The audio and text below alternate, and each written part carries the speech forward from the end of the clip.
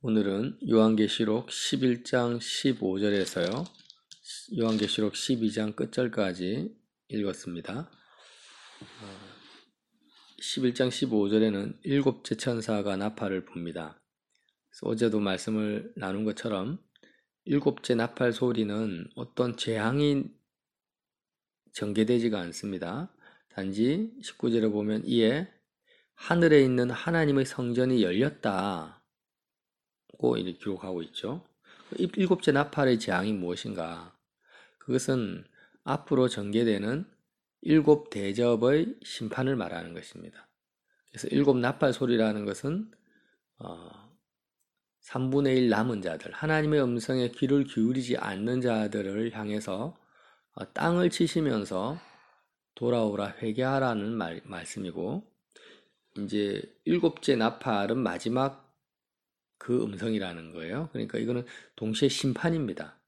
나팔 소리라는 것은 경고의 음성이죠. 나팔 소리가 상징하는 것 자체가요. 그런데 대접이라는 것은 뭡니까? 쏟아버리는 것입니다.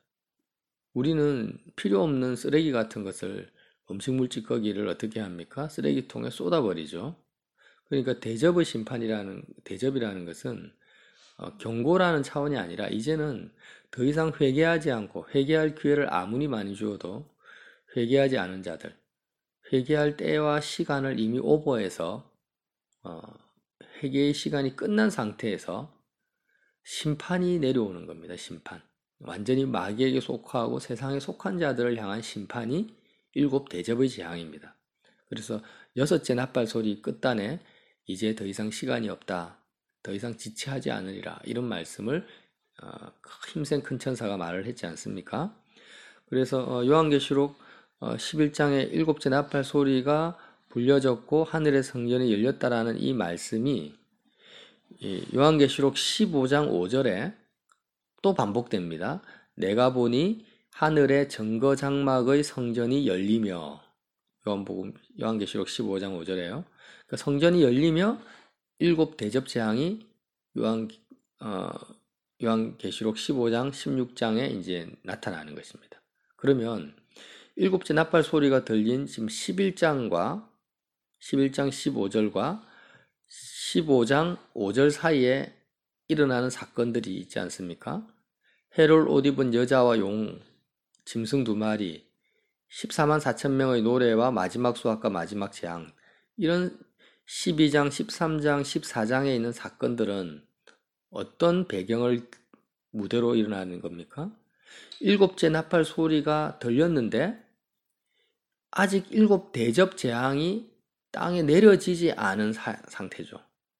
일곱 대접 재앙은 세상의 종말을 말하는 거죠. 그러면 일곱째 나팔 소리가 들렸어요. 세상의 종말이 선포된 것입니다. 그 사이에 일어나는 사건들이죠. 이거를 우리는 뭐라고 하냐면 말세지말이다. 말세 중에서도 끝단에 있다라는 겁니다. 그래서 오늘 해를 옷 입은 여자와 아기가 나타나는데 이 사건 자체가 언제 일어나는 겁니까? 일곱째 나팔 소리가 들리고 일곱 대접이 쏟아지기 직전에 일어나는 사건이죠. 근데 사실 이 사건은 교회를 말하거든요. 해를 옷 입은 여자는 교회고 아기는 예수님을 말하는데, 교회의 오순절 때 교회가 세워지고 예수님의 죽음과 부활과 승천 사건이 일어난 이 사건 자체가 하나님의 시간과 공간 바깥에 있는 하나님의 관점에서 볼 때는 일곱 대접 재앙이 쏟아지기 직전에 일어나는 말세의 사건이라는 거예요. 우리의 관점에서는 2000년 전에 일어난 사건인데, 시간과 공간 바깥에 있는 하나님의 관점에서는 일곱 대접 재앙이 쏟아지기 직전에 일어나는 사건으로 그렇게 보신다라는 것입니다. 왜 이렇게 볼 수 있냐면 이 복음, 예수 그리스도의 죽음과 부활과 승천 사건의 복음을 받아들이지 않는 자는 더 이상 회개할 기회가 없고 구원의 기회는 없다라는 것입니다. 그래서 오늘 12장의 내용을 한번 보겠습니다. 하늘에 큰 이적이 보이니 해를 옷 입은 한 여자. 해는 사실 그리스도를 말하죠. 예수님으로 옷 입은 여자입니다. 교회의 모습입니다. 그 발 아래는 달이 있고 그 머리에는 12별의 관을 썼더라. 해와 달과 12별이 상징하는 것은 요셉이 꿈을 꿨어요. 해와 달과 11별이 자기에게 절을 하더라. 그 꿈 때문에 이제 노예로 팔려가지 않습니까? 시기줄투를 받아서. 여기서는 12별입니다. 무엇을 말합니까? 야곱의 택한 12지파를 말하는 거죠. 야곱의 가족들을 말합니다. 야곱을 통해서 이스라엘이 선민이 세워졌고 그 구약의 교회입니다, 사실. 구약의 교회, 이들이 애굽으로 가서 250만 명이나 되는 많은 민족을 이루고 그 구약 교회를 하나님이 애굽에서 빼내시지 않습니까? 구원의 역사를 펼쳐가십니다. 그리고 나중에 그 12지파의 유다의 자손으로 다윗의 후손으로 주님이 오시지 않습니까? 그래서 이런 그러니까 아주 거시적인 관점에서의 구약 신약의 교회를 통틀어서 해를 옷 입은 여자로 보여주시는 거예요. 그런데 이 주님이 다윗의 자손 유다의 후손으로 오셨습니다. 그게 아기로 보여주시는 겁니다. 교회가 누구를 낳습니까? 아기를 낳는다라는 거예요. 그래서 사실은 교회의 머리 되시죠. 예수님은 교회의 머리인데 영적 관점에서 지금은 이 사건의 관점에서 보는 거죠. 예. 주님이 유다의 자손과 다윗의 후손으로 오시니까 어떤 자 야곱의 후손으로 야곱이 이스라엘이지 않습니까? 그래서 참 이스라엘은 누구냐? 바울이 그러죠. 혈육이 아니라 참 이스라엘은 마음의 할례를 받은 자다. 예수 그리스도의 피와 피를 마시고 살을 먹은 자다. 거듭난 자다. 이렇게 말하고 있습니다. 자, 그래서 이런 모습으로 교회를 보여주시는데 2절에 이 여자가 아이를 베어 해산하게 되매 아파서 애를 쓰며 부르짖더라. 이 교회가 아이를 베었어요. 그러니까 교회가 예수님을 낳는다. 이 말이 꼭 예수님을 이렇게 부모로서 육적인 부모처럼 낳는다 그런 의미라기보다는 주님이 바로 이스라엘을 통해서 이 땅에 오신다라는 것입니다. 예. 처녀가 잉태하여 아이를 낳는다라는 거예요. 근데 그게 예수님이라 임마누엘이고 만왕의 왕이시라는 거. 철창으로 만국을 다스리는 주님이시라는 것입니다. 자, 그런데 모세 때도 모세가 오실 메시아의 예표지 않습니까? 출애굽시키는 출애굽의 관점에서 모세가 그 선민들의 구원자로 하나님이 모세를 택정하셨을 때 바로 왕을 통하여서 모세를 죽이려고 마귀가요 모든 이집트의 아기들을 다 죽여버립니다. 왜? 구원자로 올 걸 마귀가 알고 있으니까. 그래서 모세가 이제 기적적으로 살아나죠. 그래서 바로의 공주의 아들이 됩니다. 똑같이 예수님이 태어났을 때 어떻게 됩니까? 이 헤롯 왕이 이 마귀의 앞잡이지 않습니까? 그러니까 아기들을 다 죽여버려요. 이 메시아가 태어난 걸 아니까 그 예수님을 죽이려고 그렇게 아기들을 죽이는 사건들이 일어납니다. 잔인하게. 그래서 역시 똑같은 내용이에요. 하늘에 또 다른 이적이 보이니 한 큰 붉은 용이 있어 사단이죠. 머리가 7이요. 머리가 7이라는 것은 정말 완전한 세상적인 지혜를 가지고 있습니다. 이 세상 마귀적인 지혜가 정말 그 누구도 당할 수가 없습니다. 사람으로서는. 뿔이 열이다. 이 열이라는 것은 충만한 수를 말합니다. 그러니까 정말 이 뿔이라는 것은 권력을 말하거든요. 세상 권세가 가득하다는 거예요. 그 머리에는 7 왕관이 있어요. 왕관이라는 것도 역시 권력을 말하는 거 있는 거죠. 이런 인간으로서는 누구도 이길 수 없고 그 마귀적인 지혜를 당할 수 없는 그런 사단의 정체를 말하는 거죠. 그런데 4절에 그 꼬리가 하늘의 별 3분의 1을 끌어다가 땅에 던지더라. 3분의 1이라는 것은 나머지 숫자라고 했습니다. 결정할 수 없는 숫자죠. 3분의 1을 가지고 있다면 다수결의 원칙에 의해서 항상 내 뜻대로 내 마음대로 내가 결정할 수 있지 않습니까? 근데 3분의 1이라는 것은 내가 권력을 가지고 있긴 있는데 아무것도 내 뜻대로 결정할 수 없는 숫자입니다. 그러니까 하늘의 별 3분의 1을 끌어다 당겼다는 것은 그가 마귀가요 7 왕관을 쓰고 뿔이 10개나 있어도 마귀의 뜻대로 할 수 있는 것은 아무것도 없는 거예요. 모든 것이 하나님의 뜻 안에 단지 움직일 뿐이지 하나님의 손바닥을 벗어날 수가 없다라는 것입니다. 그가 하늘의 별을 3분의 1 끌어다가 당긴다 할지라도.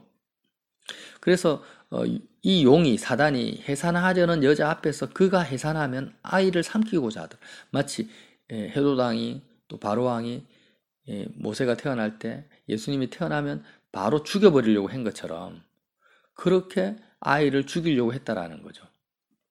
그래서 여자가 아이를 낳으니 이는 장차 철창으로 만국을 다스릴 남자다. 예수님입니다. 예수님이 아니라 어떤 사람이다라고 적용하면 상당히 곤란합니다. 꼭 이단들이 뭐라고 합니까? 여자가 교회라고 이야기를 하고 또 아이를 낳는다면 어떤 교회의 영적 지도자다 이렇게 이야기를 하는 거예요. 그 영적 지도자를 교회가 배출을 해야 되죠. 그렇지만 철창으로 만국을 다스리는 사람은 예수님밖에 없는 거죠. 철창이라는 것은 모든 것을 다 깨트려 버리는 거잖아요. 심판하시는 걸 말하거든요. 만국을 심판하는 것은 오직 주님밖에 없죠. 뭐 사람이 쓰임 받을 수는 있어요. 근데 단지 통로일 뿐이지 본질적인 주체는 아니라는 거예요. 그래서 교회가 오늘 계시록 12장에서 낳는 이 아이는 예수 그리스도 한 분이지 그 누구를 상징하는 게 아닙니다. 그리고 또 더구나 그 아이를 하나님 앞과 그 보좌 앞으로 올라가더라 이렇게 말씀을 하세요. 여자가 아이를 낳았는데 철창으로 만국을 다스릴 남자인 아이를 낳았는데 아이가요 곧바로 낳자마자 하나님 앞과 그 보좌 앞으로 올라가 버렸습니다. 이해가 되십니까? 아이를 키워가지고 나중에 어른이 되어가지고 간 게 아니라 아이를 낳았는데 그 아이가 바로 하나님 앞과 보좌 앞으로 올라가더라 이렇게 기록한 거예요. 그러면 아이는 이미 보좌 앞으로 올라갔고 여자만 땅에 남은 상태라는 겁니다. 자, 이 아이는 어떤 아이일까요?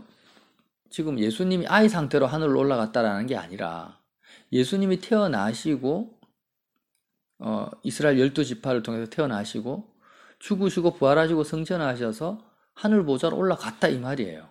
그리고 하늘 보좌에서 철창으로 만국을 다스린다라는 것입니다. 그리고 나서 6절에 그 여자가 교회죠. 광야로 도망합니다. 광야는 하나님 외에는 아무것도 나를 생존시킬 수 있는 근거가 없는 땅입니다. 교회라는 것은 결국 하나님만을 의지하는 모임이고 사람들이라는 거예요. 광야에서 이 세상 어떤 것도 의지하거나 붙들거나 하면 생존할 수가 없는 땅이죠. 하나님의 권능과 도우심만을 받고 사는 그 단체, 그 한 무리가 교회라는 것을 보여주시는 거예요. 본문을 통해서. 거기서 1260일 동안 3년 반 동안 그를 양육하기 위하여 하나님께서 예비하신 곳이 있더라. 한글 성경에는 그를 하니까 또 아이를 광야에서 양육한다 이렇게 이해를 하는데 그 원어 성경과 영어 성경에는 그녀입니다. 그녀. 그러니까 여자가 광야로 아이는 이제 하나님 보좌로 올라가서 철창으로 만국을 다스리기 위해서 올라갔고 여자는 광야로 도망을 했는데 하나님께서 1260일 동안 그 여자를 양육하기 위하여서 예비하신 곳이 어디입니까? 광야라는 거예요. 하나님이 예비하신 장소, 교회를 양육하기 위한 장소가 광야입니다. 이스라엘 백성이 40년 동안 광야에서 양육을 받았다라는 거예요. 가나안 땅에 들어가게 하기 위해서. 똑같은 말씀이죠. 우리도 예수님을 영접하면 우리를 하나님이 어디로 인도하겠습니까? 광야로 인도하시는 거예요. 그 말이 자체가 완전히 가난뱅이로 만든다 이런 차원이 아니라 모든 상황과 환경을 통해서 하나님만을 의지하고 바라볼 수 있는 그런 환경으로 우리를 인도하신다라는 거죠. 그 인도 환경 자체가 우리를 양육하기. 이 양육이라는 게 뭡니까? 하나님의 자녀의 하나님의 형상을 회복시키기 위한 거라는 거죠. 자, 그래서 이 상태에서 어떤 일이 벌어지냐면 교회가 양육을 받습니다. 7절에 하늘에 전쟁이 있으니 미가엘과 그의 사자들이 용과 더불어 싸울세 용과 그의 사자들도 싸우나 이기지 못하여 다시 하늘에서 그들이 있을 곳을 얻지 못한지라. 아이는 그 하늘로 올라갔고 예수님은 여자는 광야에서 양육을 받는데 어떤 사건이 생겼냐면 하늘에 전쟁이 있어요. 미가엘과 그의 사자들이 사단과 싸워서 이겨버립니다. 하늘에서 이겨버리니까 마귀는 하늘에 있을 곳이 없으니까 땅으로 내쫓깁니다. 그러니까 공중에서 땅으로 내쫓긴 거예요. 이 의미가 뭐냐면 예수님이 십자가에서 승리하셨다라는 거죠. 모든 사단의 권세를 이기시고 죄를 이기시고 승리하신 거예요. 이게 미가엘과 그 사자들이 이긴 건데 하나님의 사자들이잖아요. 그 승리를 예수님이 십자가에서 이기시고 부활하신 그 승리를 광야에서 하나님의 양육을 받으면서 나의 것으로 취하는 자들, 광야에서 여자가 마귀하고 싸우는 게 아니고요. 양육을 받는 거예요. 싸움은 어디서 일어납니까? 미가엘과 그의 사자들. 예수님이 싸우시고 예수님이 승리하신 거고. 여자는 어떤 거냐면 광야에서 용과 싸우는 것이 아니라 그리스도의 승리를 나의 것으로 취하는 양육을 받는 거죠. 승리를 누리는 양육을. 그래서 큰 용이 내쫓기고 9절에 옛뱀 마귀라고도 하는 사단이라고도 하며 온 천하를 깨는 자라. 그가 땅으로 내쫓기니 그의 사자들도 그와 함께 내쫓기니라. 마귀의 정체가 오늘 12장에서 드러나는데 첫 번째는 온 천하를 꿰는 자, 속이는 자입니다. 마귀는 속이는 자입니다. 또 10절에 어떤 자냐? 내가 또 들으니 하늘에 큰 음성이 있어 이르되 이제 우리 하나님의 구원과 능력과 나라와 또 그의 그리스도의 권세가 나타났으니 우리 형제들을 참소하던 자, 곧 우리 하나님 앞에서 밤낮 참소하는 자가 쫓겨났고, 마귀는 첫 번째는 온 천하를 꿰는 자, 속이는 자고, 두 번째는 형제들을 참소하는 자, 밤낮 참소하는 자로 정체가 드러나는 거예요. 그래서 우리는 이 사실을 반드시 명심해야 됩니다. 우리의 대적 원수 마귀는 첫 번째가 뭐라고요? 속이는 자다. 우리를 끊임없이 속인다. 이 속인다는 의미는요, 어떤 의미냐면은 내가 지금 진리라고 굳게 믿고 있어요. 하늘이 무너져도 이것만은 진리다. 이것만은 정말 변함없는 팩트다, 사실이다라고 믿고 있는 그 영역으로 들어가게 만드는 겁니다. 속인다라는 게. 아리송하는 게 아니에요. 그냥 정말 이거는 확실하게 진리라고 믿고 있는데 사실 알고 보니까 그게 진리가 아닌 거예요. 그게 마귀에게 속임을 당하고 있는 상태입니다. 그러니까 바리새인과 대제사장들은 자기들이 진리라고 믿고 예수님을 십자가에 못 박은 겁니다. 군중들도 마찬가지고요. 그 다음에 형제들을 참소하는 자예요. 참소라는 것은 우리가 죄를 범할 때도 마귀가 참소합니다. 내가 누구를 마음에 혈기를 부려서 상처를 줬다. 그럼 너는 정말 하나님이 너를 싫어하신다. 하나님께 참소하는 거예요. 하나님의 사랑을 끊어버려. 그리고 죄를 범하지 않아도 참소를 합니다. 죄를 위조해서. 제가 그저께 죄 고백과 죄 자백과 보혈에 대한 속임이라고 이반 로버츠 그분이 쓴 걸 좀 보완해서 올려놨습니다. 그래서 얼마나 마귀의 참소가 교묘한지 모릅니다. 이 마귀의 속임과 참소에 대해서는 이 시간에 다 다룰 수가 없고요. 따로 시간을 내어서 이야기를 좀 더 구체적으로 이렇게 했으면 좋겠습니다. 11절에 어린 양의 피와 자기들이 증언하는 말씀으로 그를 이겼다. 뭐가요? 교회가 이겼습니다. 우리는 알아야 됩니다. 항상 아무리 내가 마귀의 참소를 받고 속인 가운데서 당하고 있다 할지라도 예수님이 그 마귀 사단의 권세를 이겼고 나도 마귀의 권세를 이겼다라고 믿어야 된다라는 거예요. 오늘 계시록에 그를 이겼다고 하지 않습니까? 어린 양의 피와 증언하는 말씀으로 사단을 이겼다라는 거예요. 그래서 마귀는 끊임없이 너는 아직 날 이기지 못했어. 승리자의 위치에 있지 않아. 너는 패배자의 위치에 있어. 너는 죄인의 위치에 있어. 너는 하나님과 아주 멀리 있어. 이렇게 참소하고 속이지만 우리는 십자가를 붙들고 나는 이미 승리했다. 예수님이 나에게 승리를 주셨다. 그리고 그리스도의 승리가 바로 내 것이다. 이렇게 믿어야 됩니다. 근데 우리는 여기서 알아야 될 것은 예수님이 우리 대신 마귀와 싸워서 승리했잖아요. 그걸 미가엘과 그 사자들이 이겼다라고 말하는데 이게 사실은 아주 기이한 일입니다. 이상한 일이라는 거죠.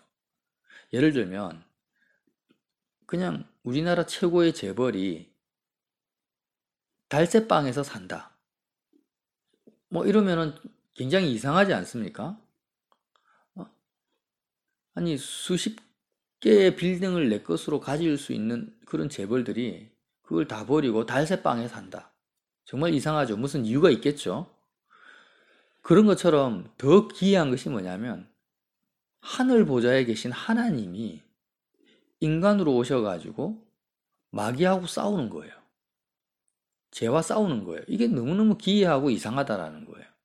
왜냐하면 하나님은 싸운다라는 자체가 싸운다라는 게 성립이 안 됩니다. 하나님이 누구하고 싸워요? 누가 하나님을 대적합니까? 그냥 말 한마디로 너는 사라져 하면 사라지는 거죠. 마귀든 뭐든지 상관없어요.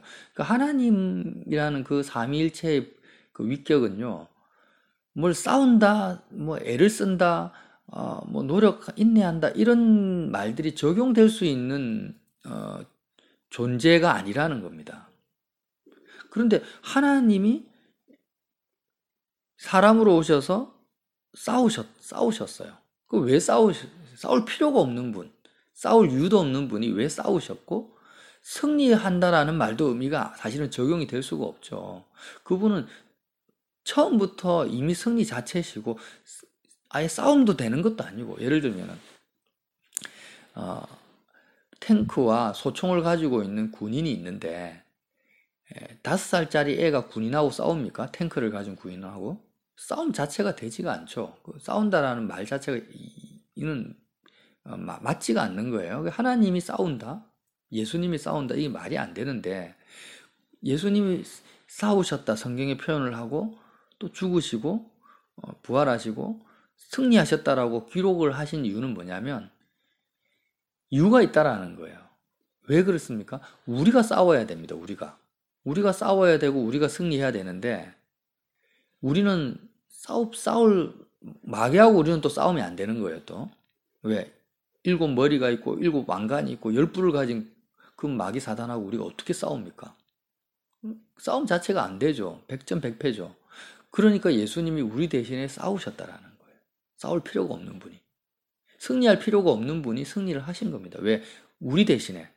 나 때문에. 그러니까 예수님이 싸우신 그 싸움이 나의 싸움이 될 수밖에 없고, 그리고 예수님이 승리하신 그 승리가 나의 승리가 될 수밖에 없는데, 그 그리스도의 싸움과 승리를 내 것으로 내가 취하지 않는다면 예수님의 그 싸움과 승리는 정말 아무 의미가 없는 거죠, 나에게는. 얼마나 이 진리가 중요합니까? 굳이 싸울 필요가 없는 분이 싸우시고 승리할 필요가 없는 분이 승리를 하셨어요. 왜? 내가 나로 하여금 그 승리를 주시기 위해서, 누리게 하시기 위해서. 그 승리가 내 거라는 것입니다. 그래서 우리는 끊임없이 마귀가 이걸 속입니다. 너는 지금 승리하지 못했어. 너는 죄인이야. 이렇게 계속 속이고 참소하는데 예수님이 싸우시고 승리하신 겁니다. 그래서 그 그리스도의 싸움과 승리를 내 것으로 취하는 자리가 어디입니까? 십자가라는 거죠. 십자가의 내 위치에 서 있을 때 우리는 마귀의 참소, 모든 참소를 이기고 나를 향한 참소만을 위한 게 아닙니다. 오늘 우리 형제들을 향한 참소 이렇게 말하죠. 밤낮. 나뿐만이 아니라 다른 사람을 향해서도 우리에게 참소하면서 마귀가 얼마나 우리를 괴롭히는지 몰라요. 그래서 그 모든 참소를 이길 수 있는 장소, 아무도 정죄할 수 없고 아무도 손가락질할 수 없는 그 위치가 어디라고 했습니까? 십자가라고 하는 거죠.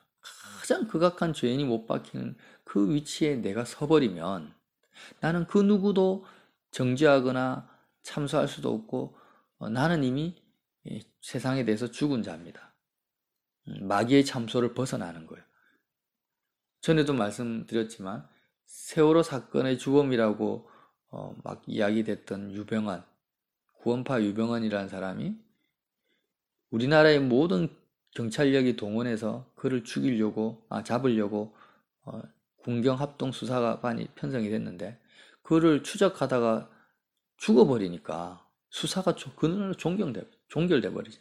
죽으면은 이제 연쇄살인범도 그냥 그날로 더 이상 사법권에서 끝나버리는 겁니다. 마귀가 율법을 가지고 참소를 하는 거예요. 우리가 죄를 범할 때마다. 그리고 죄를 안 범한 것조차도 죄의식을 넣어서 또 참소를 합니다. 다른 형제들을 참소합니다. 그럴 때 우리가 죽어버려야 되는 거예요. 그러면 율법에서 자유케 되죠. 로마서 말씀처럼. 십자가에서 내가 죽는 겁니다. 내 세상에 대해서 죽고 죄에 대해서 죽어버리니까 모든 마귀의 참소는 십자가에서 종결돼 버리는 거죠. 그리고 모든 속임에서 내가 벗어납니다. 이 마귀의 속임 자체가 우리를 하늘로 올라가지 못하도록 붙잡고 있는 땅으로 끌어내리는 속임이거든요. 속임의 본질이. 자, 12절에 그러므로 하늘과 그 가운데 있는 자들은 즐거워하라. 그러나 땅과 바다는 화 있을진저 이는 마귀가 자기의 때가 얼마 남지 않은 줄을 알므로 크게 분내어 너희에게 내려갔습니다. 참, 정말 계시록이요. 너무나 선명하게 복음의 본질을 지금 교회의 본질을 또 말씀을 하고 있습니다. 여자, 교회는 뭡니까? 하늘과 그 가운데 거하는 자들이라는 거죠. 교회를 정의하라면 계시록이 정의는 그렇습니다. 하늘과 그 가운데 거하는 자들입니다. 죽어서 하늘로 올라갈 자들이 아니고요. 지금 해를 옷 입고 12별을 머리에 쓰고, 그러니까 교회는 하늘과 그 가운데 거하고 있는 자예요. 땅이 있고 공중이 있고 하늘이 있습니다. 그런데 지금 내 마음이 땅에 거하고 있으면 나는 교회의 본질을 잃어버린 상태라는 거예요. 그리고 땅과 바다는 화 있을진저, 땅과 바다에 거하는 자는 화가 있다라는 거죠. 일곱 나팔 소리와 일곱 대접 재앙을 피할 수가 없습니다. 어쨌든지 간에 우리는 항상 마귀는 뭘 속입니까? 내 마음이 하늘에 거하지 못하도록 하는 모든 것이 마귀의 속임이에요. 예를 들면 지금 우리나라가 지금 우파와 좌파로 완전히 갈려져 있습니다. 그래서 좌파 목사님들은 좌파 쪽으로 막 정치적인 설교를 하고 우파 목사님들은 우파 쪽으로 설교를 합니다. 그래서 어느 쪽에 속했든지 간에 그 목사님이 말하는 것이 사실이고 팩트라 할지라도 다 사실이고 정의롭고 우리나라와 민족을 위하는 그런 사실들을 가지고 하나님의 뜻이다 뭐다 이렇게 막 응답이다 이렇게 설교를 한다 할지라도 내 마음이 그 말씀을 들었는데 하늘에 거하지를 못해요. 지금 설교 내용이 틀렸다 맞다를 말하는 게 아닙니다. 어쨌든 그 말씀을 듣고 우파 이야기 듣고 좌파 이야기 듣고 내가 마음으로 아멘 했는데 내 마음이 하늘과 그 가운데 거하지 못하고 땅에 거합니다. 열매가요. 그러면 어떻다라는 거예요? 거기에는 마귀의 참소와 속임이 있는, 마귀 역사가 있는 그 메시지를 내가 들은 거예요. 아무리 하나님의 나라와 의를 구해야 된다 이렇게 겉으로 이야기를 하고 십자가 복음을 이야기해도 내 마음에 그 설교나 그 메시지를 들은 내 마음이 이 땅의 문제, 정치 문제든 경제 문제든 사회 문제, 땅의 문제에 집중되어 있고 하늘 보좌에 계신 하나님과 멀어진 상태로 있다면 그 메시지는 마귀의 참소와 속임이 있다라는 겁니다. 그 열매로 그 나무를 알 수 있다라는 거예요. 그래서 정말 나라를 사랑하고 민족을 사랑하고 이게 다 이웃 사랑에 포함되잖아요. 이웃 사랑은 하나님 사랑과 같은 겁니다. 이 무슨 말입니까? 내가 마음을 다하고 목숨을 다하고 뜻을 다하여 하나님을 사랑하는 상태에서 나타나는 열매가 나라 사랑이요, 우리나라 민족 사랑이지, 마음을 다해서 하나님을 사랑하고 있지 않고 그냥 민족을 사랑하고 국가를 사랑하고 의분이 생기는 것은 그거는 마귀의 속임과 참소 속에 들어간 거라는 거예요. 설사 대통령이 행한 그 비리, 잘못이 사실이고 그 사실을 그대로 이야기했다 할지라도 지금 마귀가요, 어떻게 우리를 참소합니까? 대부분의 마귀 참소는 우리가 죄를 범했을 때 사실을 가지고 참소해요. 야, 너 지금 거짓말 했잖아. 거짓말했으니까 율법에도 거짓말하지 말라고 했는데 거짓말했으니까 너는 죄인이야. 너는 하나님의 사랑에서 끊어진 자야. 이렇게 참소를 하지. 거짓말도 안 한 사람을 가지고 나는 그 진실만을 이야기했는데 너 거짓말장이야. 이렇게 참소를 안 한다는 거예요. 율법을 가지고 참소합니다. 사실을 가지고. 지금 여당도 야당도 다 자기 나름대로의 사실을 가지고 이야기를 하지 그것도 근거를 가지고 하죠. 근데 우리는 지금 중요한 건 뭡니까? 이 세상 일이 아니라는 거예요. 우리가 세상 나라에 속한 게 아니라는 거예요. 그래서 우리의 마음이 일단은 십자가를 통해서 하나님 아버지께 드려져야 되고 우리 마음이 하늘 가운데 거하는 자가 돼야 됩니다. 그래서 하늘 가운데 거하는 가운데 하나님 아버지의 마음과 연합된 상태에서 만나는 거죠. 예를 들어서 사람을 만나는 것도 마찬가지예요. 내가 그 사람과 30년 동안 정말 앙숙입니다. 그 사람의 모든 죄악된 실상을 다 알고 있어요. 저는 인간 아니다. 이렇게 결론이 났습니다. 근데 그 상태와 나의 경험을 가지고 그를 만나는 것은 뭐예요? 마귀의 속임과 참소 중에 만나는 거라는 거예요. 이전 것은 지나가시니 보라 새 것이 되었도다. 나라는 존재 자체가 세상에 대해서 죽어서 십자가에서 옛사람은 죽어버렸어요. 옛사람 안에는 나의 과거의 경험과 판단과 팩트가 있는 거예요. 과거의 사실. 그것이 다 사라져버리고 이제는 새 것이 된 거예요. 그러니까 30년 동안 앙숙인 사람을 만나고 그의 모든 비리를 안다 할지라도 내가 그를 오늘 만날 때 나의 마음에는요. 하나님이 살아계시는 하나님이 그를 향한 하나님의 생각과 마음 외에는 아무것도 필요가 없는 겁니다. 오늘 내가 그를 만났는데 하나님이 그를 불쌍히 여기시면 나의 마음에는 하나님의 마음, 그를 향한 하나님의 마음 외에는 아무것도 없어야 돼요. 이게 바로 어린아이와 같은 상태라는 거죠. 왜? 나라는 존재는 십자가에서 죽었으니까 과거의 경험과 판단과 모든 마귀의 참소는 다 필요가 없는 거예요. 오늘 만났는데 내가 하나님을 하늘 가운데 거합니다. 내가 하늘 가운데 거하고 하늘 보좌에 계신 그리스도 안에 내가 있습니다. 세상과 나는 상관이 없어요. 나의 옛사람은 다 사라졌어요. 그리고 오늘 그를 만났는데 원수를 만났는데 하나님이 그를 향해서 사랑하는 마음을 주십니다. 하나님이 그를 사랑하세요. 그럼 나는 하나님이 그를 향한 하나님의 마음, 하나님의 그 생각, 그것만이 내 것이 되는 거죠. 반대도 마찬가지죠. 인간적으로 정말 들러붙어가지고 너무너무 좋아하는 사이였는데 오늘 만났는데 하나님이 그를 가증히 여기셔요. 그럼 나도 그를 사랑할 수가 없는 겁니다. 그러니까 우리는 하늘과 그 가운데 거하는 자들의 그 의미가 뭡니까? 세상과는 상관이 없다라는 거예요.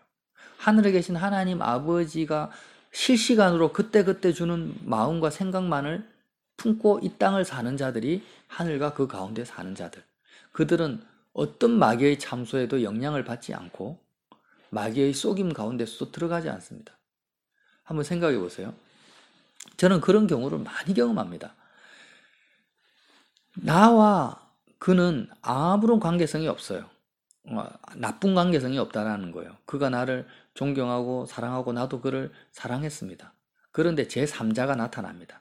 그 제3자가 예를 들면 굉장히 인지도가 있고 영적 권위를 가지고 있는 사람이라고 생각합니다. 예를 들면 그렇다라는 거예요. 근데 그하고 나는 아무런 문제가 없었는데 인지도가 있고 영적 권위가 있는 사람이 그에게 아무개에게 가서 나에 대한 험담을 합니다. 저 사람이 이렇다 저렇다. 그러면 그 험담이 사실이 아니에요. 예를 들면 팩트가 아니에요. 그러면 영적 권위를 가진 그 사람의 말을 듣고 나를 만날 때 그 사람은 어제까지와의 나의 관계는 다 사라져버리고 그 사람이 나에 대해서 안 좋은 말, 나를 비방한 그 사실을 마음에 품고 나를 만나는 거예요. 그러면 그와 나의 관계는 이제 금이 가버리는 거죠. 이게 뭡니까? 마귀의 참소 가운데 들어가 버린 거예요, 이미. 그러니까 우리는 어떻게 해야 되냐면 정말 하늘과 하늘 가운데 거하는 자가 되지 않으면요. 모든 인간관계나 사회관계나 모든 관계들이 마귀의 참소와 속임 가운데 얼마든지 들어갈 수 있다는 사실을 알아야 되는 거죠. 또 예를 들면 꿈을 꿉니다. 영적인 현상을 경험해요. 꿈이나 환상이나 여러 가지 막 기이한 체험들이 있어요. 예수님이 예를 들어서 꿈에 나타났어요. 그리고 너무나 천국을 내가 경험을 했습니다. 그러면 그것이 예수님인지 마귀인지 어떻게 압니까? 예수님을 가장한 마귀인지. 그래서 우리는 이것이 속임 가운데 있을 수도 있다는 사실을 알아야 돼요.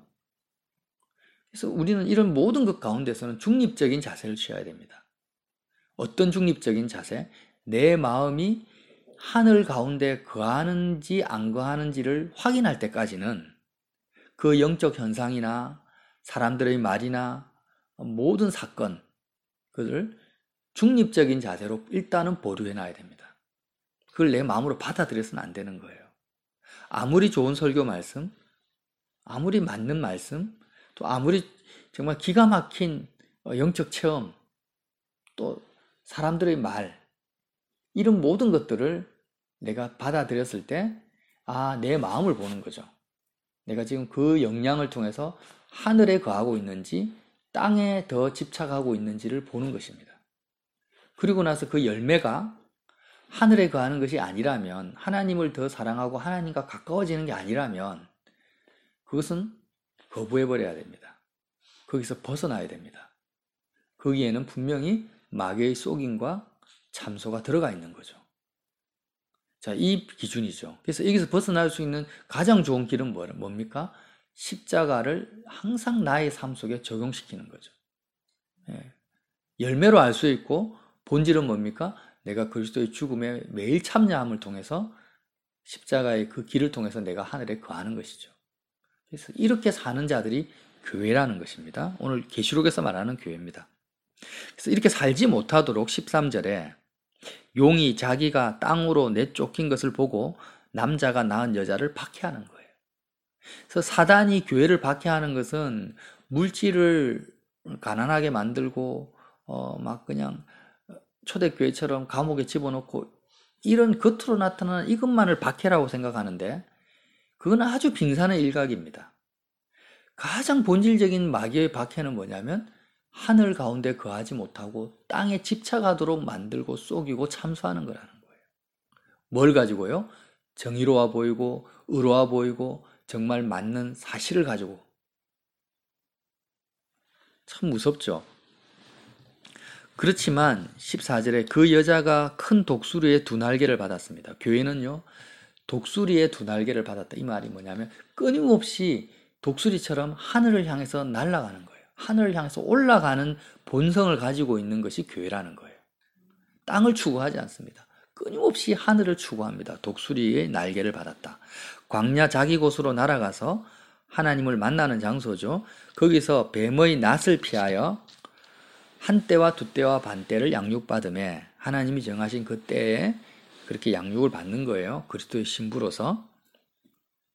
그런데 뱀은 어떻게 합니까? 15절에 여자의 뒤에서 뱀이 그 입으로 물을 강같이 토하여 여자를 물에 떠내려가게 하려 하되 뱀의 입에서 물이 강같이 쏟아집니다. 그리고 그 물에 여자를 떠내려가게 해요. 이 물은 세상 풍파를 말하죠. 세상 풍조입니다. 이 세상에 유행하는 사상, 철학, 이 세상 사람들이 구하는 수많은 사람들 그 물에 휩쓸려 가는 거예요. 그냥 정신없이.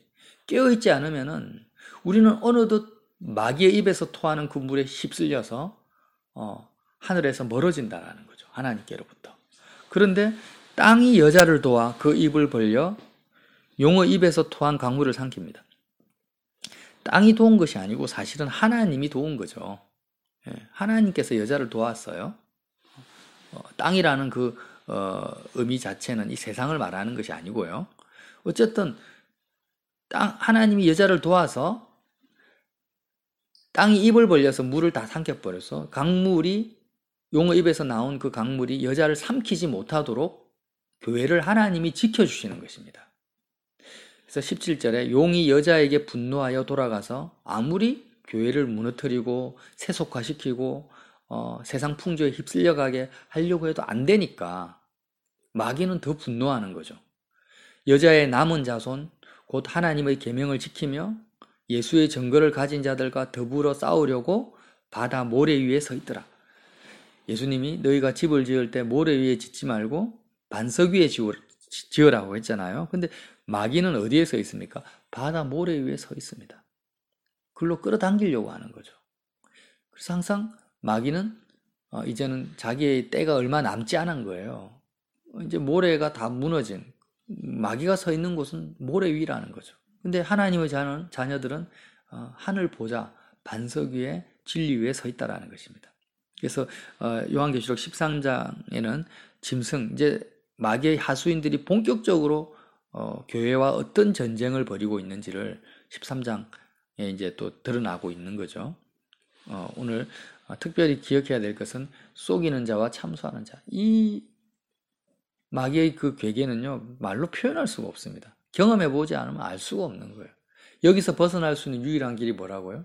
십자가의 진리 가운데 내가 주님과 함께 연합하는 것이요. 하늘에 거하는지 안 거하는지를 끊임없이 내 상태를 보는 거죠. 그래서 그렇게 오늘 하루도 땅과 바다에 속한 자가 아니라 하늘과 그 가운데 거하는 자로 승리하시기를 예수님 이름으로 빌어드립니다.